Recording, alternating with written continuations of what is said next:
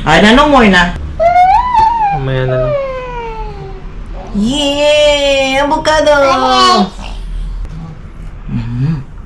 Yummy. O, tayo mo?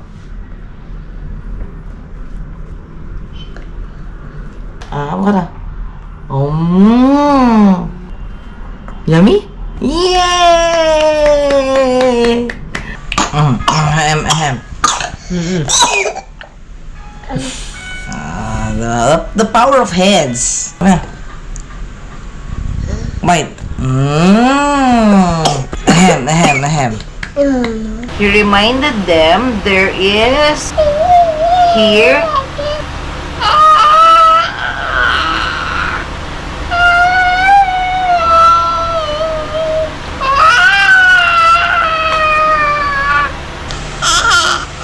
He told them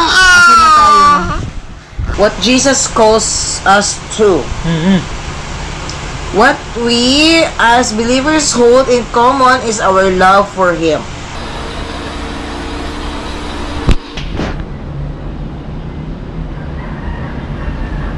People, baby, no. Sleepy pa. Eat na tayo. Na-sunrise ko pa.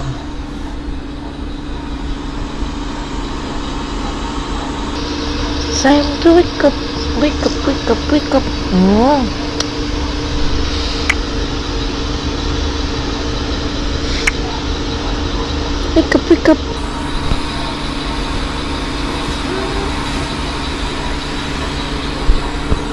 Say good morning.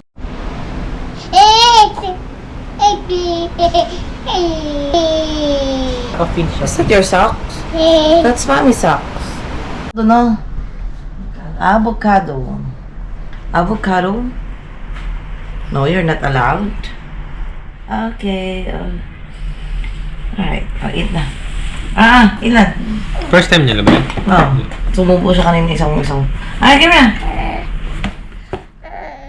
Ilan? Avocado? Ay, nako. Gusto niya yung malaking kutsara.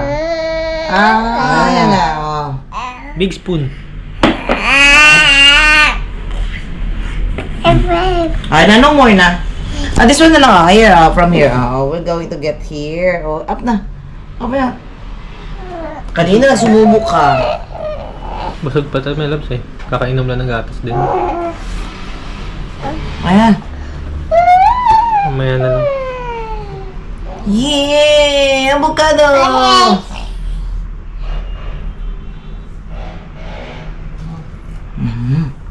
Yummy. O, tayo mo?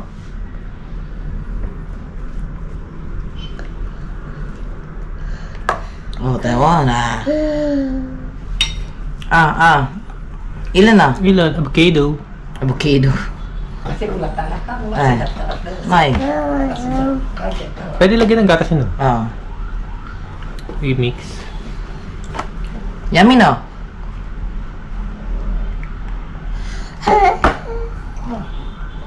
Ayan, babay na. No more. Avocado. Avocado.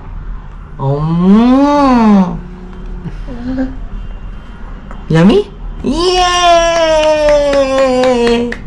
Yum. Hindi ko nilalata. Kuha lang ano. Lata na yan eh. Ay, malambot lang yan eh.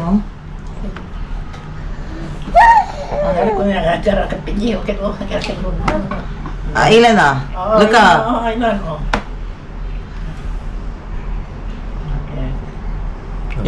Yang laugas ba ito, te?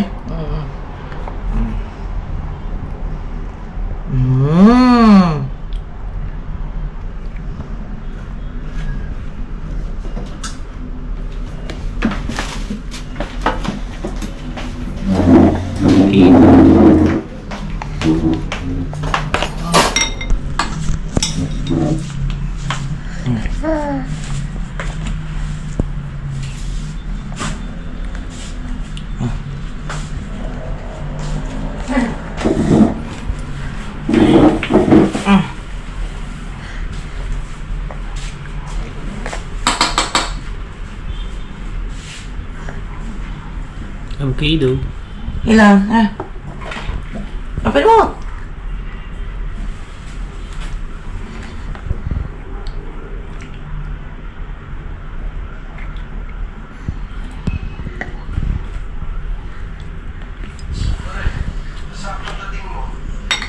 Grahams with carrots, avocado. Oh. Pangit naman yun. Balik mo, bawi mo. Bawi natin yung grahams. Napasok na eh. Muli.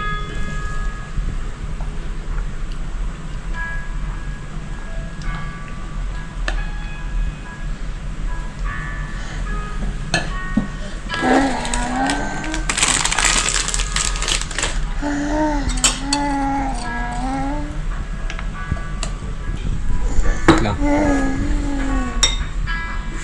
Grahams with avocado. Apa na? Water. Ahem.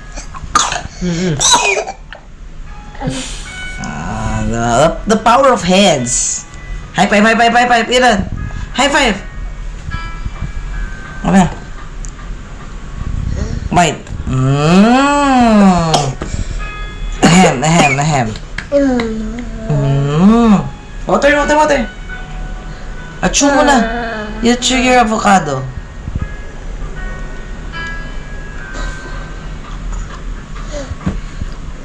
The power of hands. Oh. When Paul wrote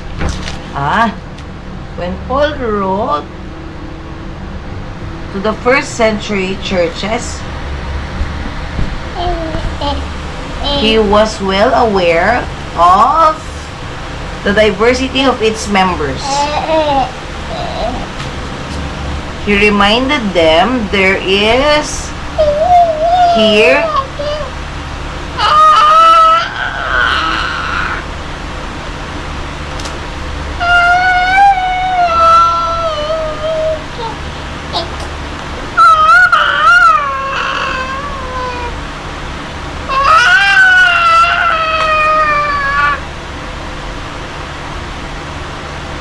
okay, my turn na.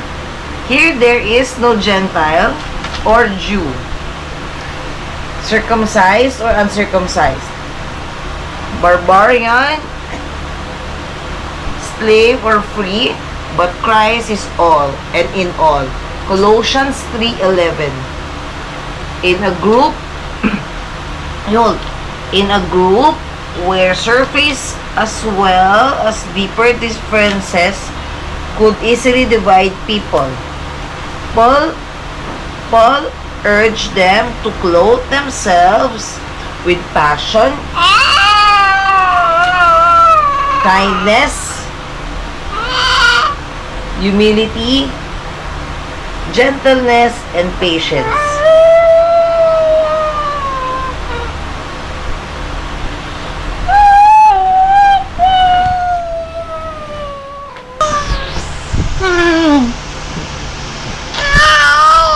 And over all these virtues, he told them,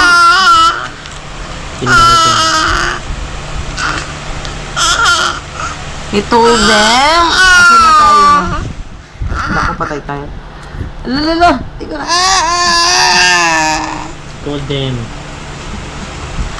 He told them what? He told them to put on love. Uy! Pupunitin. Put on love, which binds them all together in perfect unity. Hold lang. You hold while reading. Okay, very good. Putting, Elon, you need to hold the daily bread book. Like that. Putting these principles into practice may often be at work in progress, but that is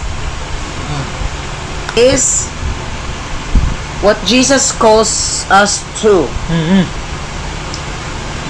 What we as believers hold in common is our love for Him. On that basis, we pursue understanding, peace and unity as members of body of Christ. Amid of all wonderful diversity, we pursue an even greater unity in Christ. Christ's love creates unity in the midst of diversity. Today's reading, Colossians chapter 3, 9 to 17. Okay, good. Here there is no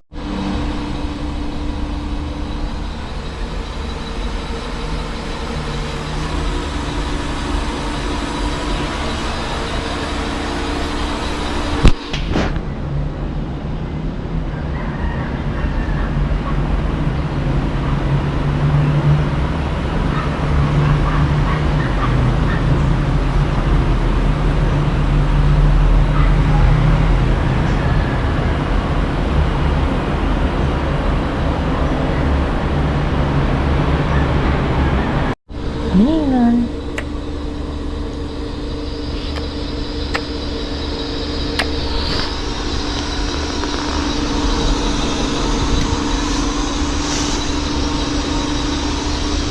Good morning, Elon. Love you.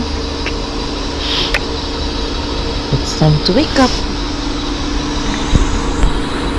Elon.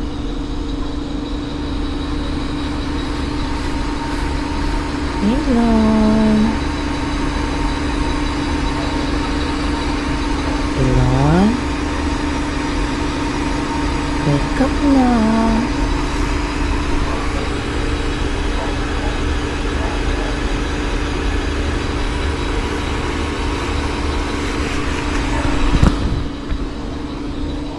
Elon.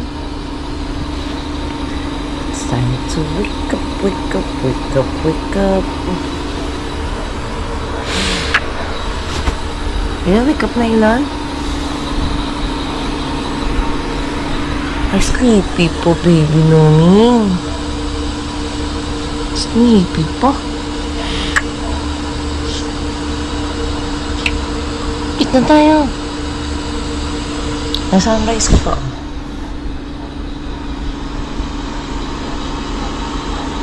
Ay. See? Hungry ka na? It's time, alright?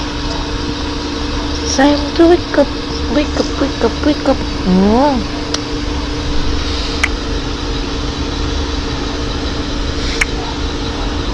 Wake up, wake up.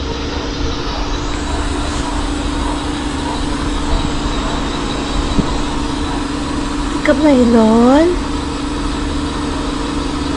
Elon. Elon, Elon, Elon, Elon, Elon, Elon. Elon. Wake up na. May araw na ako ka na. Ay. Look, oh. There's a sun na. You say good morning na kay God. Dali na. Good morning, Lord. I love you, Lord. Dali na. There's a sun na. Sun, sun, sun. Ay.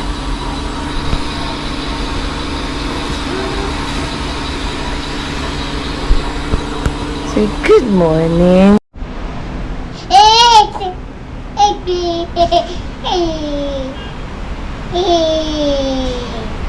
Naka-fin siya. Is that your socks? That's mommy's socks. Oh.